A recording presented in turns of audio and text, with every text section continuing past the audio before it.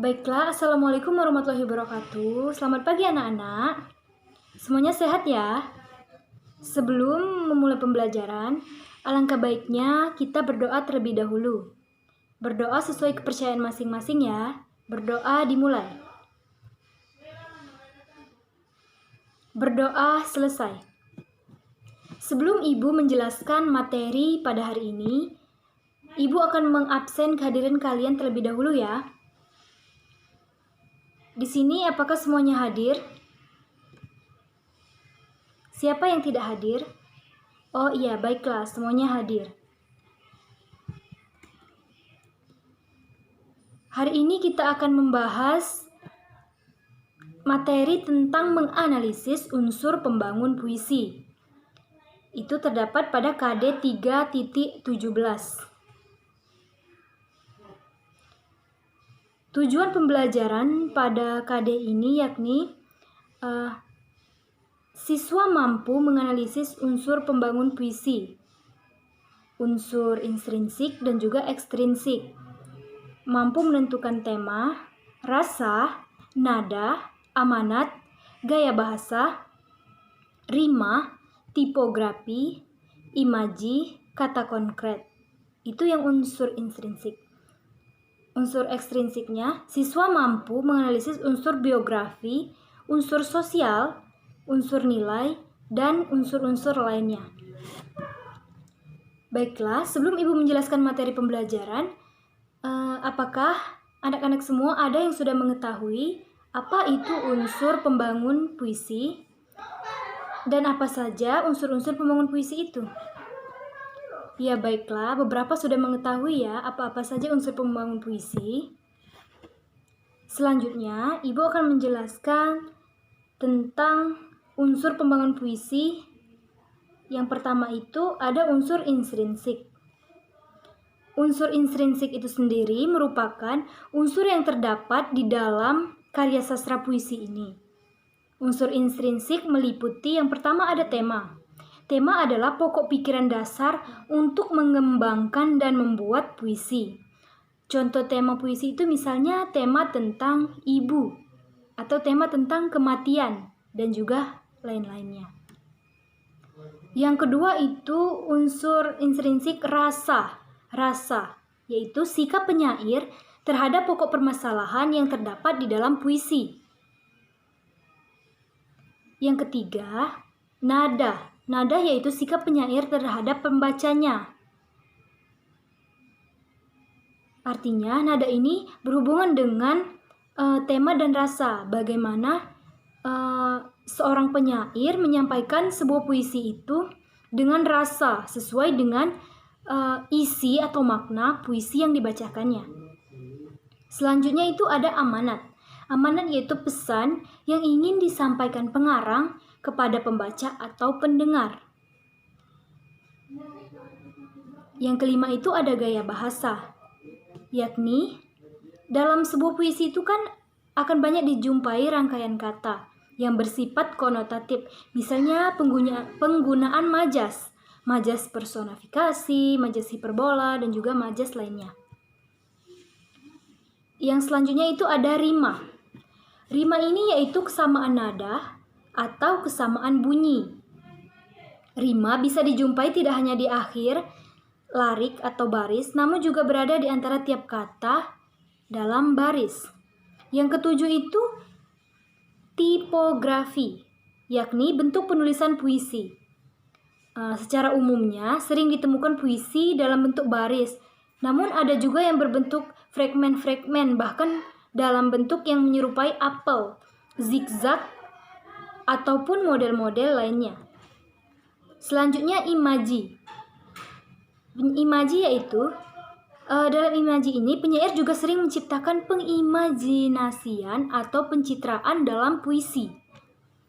Pengimajian dapat berupa kata atau rangkaian kata yang dapat memperjelas apa yang ingin disampaikan oleh penyair, mengandung rasa imajinasi pembaca melalui penginderaan. Selanjutnya kata konkret. Ada keinginan penyair untuk menggambarkan sesuatu secara lebih konkret atau berwujud. Oleh karena itu, dipilih kata yang membuat segala hal terkesan dapat disentuh seperti itu. Selanjutnya itu unsur ekstrinsik. Unsur ekstrinsik yaitu unsur yang terdapat di luar karya sastra. Artinya di luar unsur-unsur yang terdapat di luar puisi seperti itu. Yang pertama ada unsur biografi. Unsur biografi yaitu latar belakang pengarang. Latar belakang cukup berpengaruh ya dalam pembuatan puisi. Misalkan penulis puisi yang latar belakangnya berasal dari keluarga miskin, maka jika ia membuat puisi akan sangat menyentuh hati para pembaca, karena biasanya situasi yang dialami oleh penyair yang miskin ini itu sangat menginspirasi bagi pendengar ataupun pembacanya. Selanjutnya unsur sosial. Unsur sosial sangat erat kaitannya dengan kondisi masyarakat ketika puisi itu diciptakan ya. Pada saat misalkan kan, puisi itu dibuat ketika masa Orde Baru menjelang berakhir. Pada saat itu kondisi masyarakat itu sedang sangat kacau dan keadaan pemerintah pun sangat carut marut. Sehingga puisi dalam masa-masa Orde Baru itu mengandung sindiran terhadap masyarakat. Selanjutnya unsur nilai. Unsur nilai dalam puisi ini meliputi unsur yang berkaitan dengan pendidikan, seni, ekonomi, politik, budaya, adat istiadat, hukum, dan lain-lain. Jadi, dalam membahas unsur pembangun puisi ini, kita tidak terlepas dari apa yang terkandung dalam puisi itu, atau faktor apa saja yang mempengaruhi sebuah puisi itu. Jadi kesimpulannya, bahwa unsur pembangun puisi itu dibagi menjadi dua, yakni tadi unsur pembangun intrinsik dan juga unsur intrinsik. Kita ketahui ya, bahwa unsur intrinsik itu unsur yang berasal dari dalam, dan unsur ekstrinsik itu unsur-unsur yang berasal dari luar puisi tersebut. Baiklah, Ibu sudah selesai menjelaskan materi. Apakah semuanya sudah paham? Dan apakah ada yang ingin bertanya? Sebelum Ibu lanjut kepada contoh-contoh. Oh iya, baiklah. Kalau semuanya memang sudah paham, sekarang giliran Ibu yang akan bertanya. Siapa yang bisa mencontohkan bagaimana amanat pada sebuah puisi yang bertemakan ibu? Silakan kalian sebutkan contoh puisinya, dan juga kalian sebutkan apa amanat yang terkandung di dalam puisi yang bertemakan ibu tersebut. Adakah yang bisa? Ya, baiklah. Terima kasih kepada Putri karena sudah memberikan contoh. Itu sangat bagus dan itu benar. Adakah anak-anak yang lain yang bisa mencontohkan amanat dalam sebuah puisi? Atau unsur lain yang bisa? Baiklah, pada Anggi, ingin mencontohkan yang mana? Baiklah.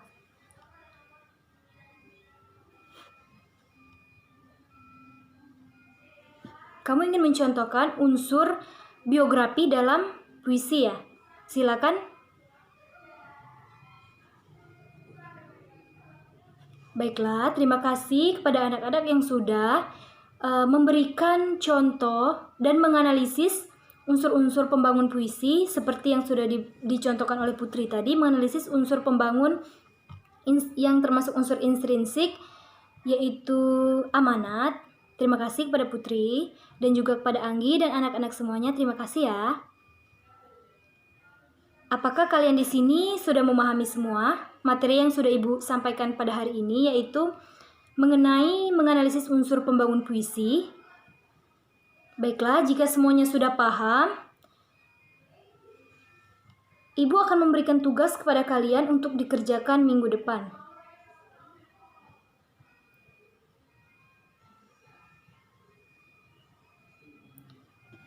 Ibu akan memberikan sebuah teks puisi kepada kalian, dan analisislah unsur intrinsik dan juga unsur ekstrinsik yang terdapat di dalam puisi tersebut.